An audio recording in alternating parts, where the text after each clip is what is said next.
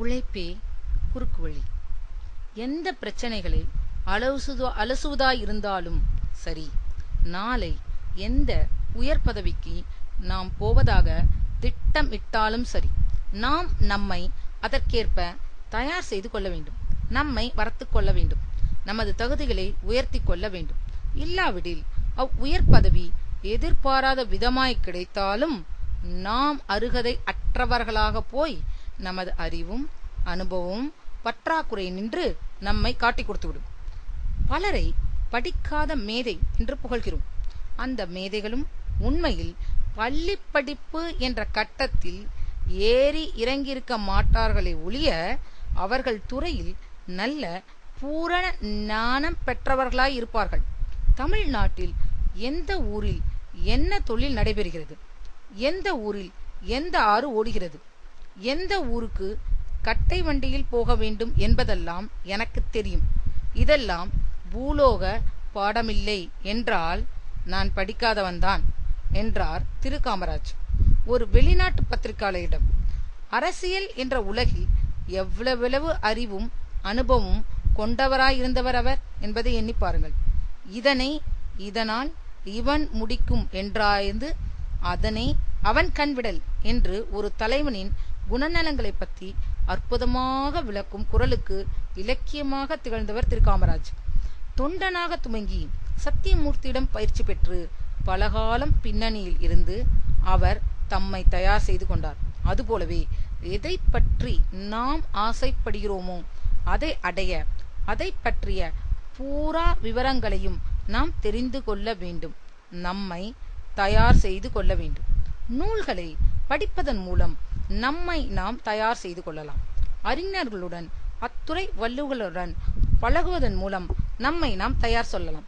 பல மைல் தூரம் நடந்து சென்று சட்ட புத்தகங்களை இரவல் வாங்கி படித்து வழக்கறிஞரானார் ஆபிரகாம் லிங்கன்.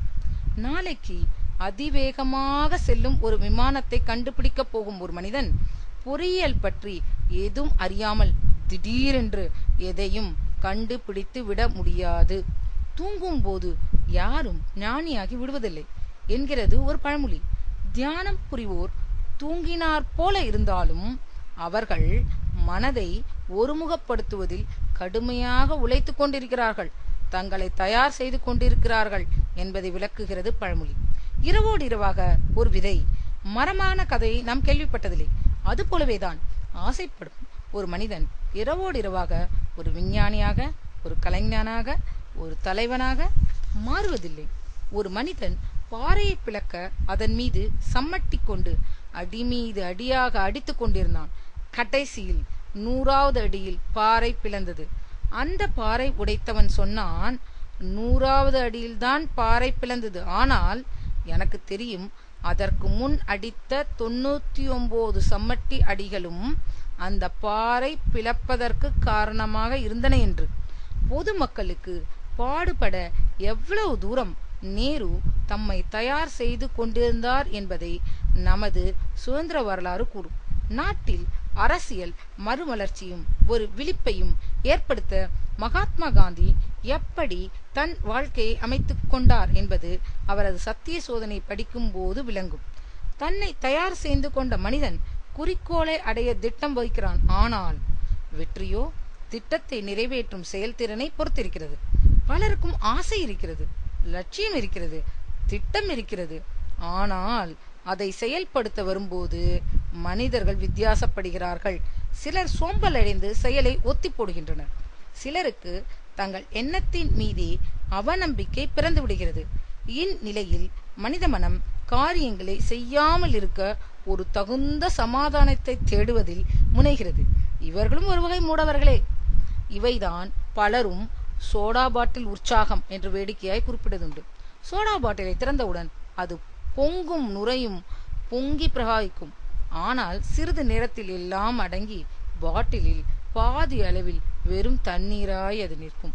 சோடா பாட்டில் உற்சாகம் கொண்டவர்கள் ஆரம்ப சூரர்கள்.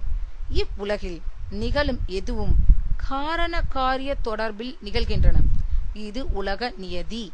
ஆகவேதான் ஆசைப்படுபவர்கள் அதற்கு ஈடாக தங்கள் உடல் உழைப்பையோ பொருளையோ கொடுத்தாக வேண்டும்.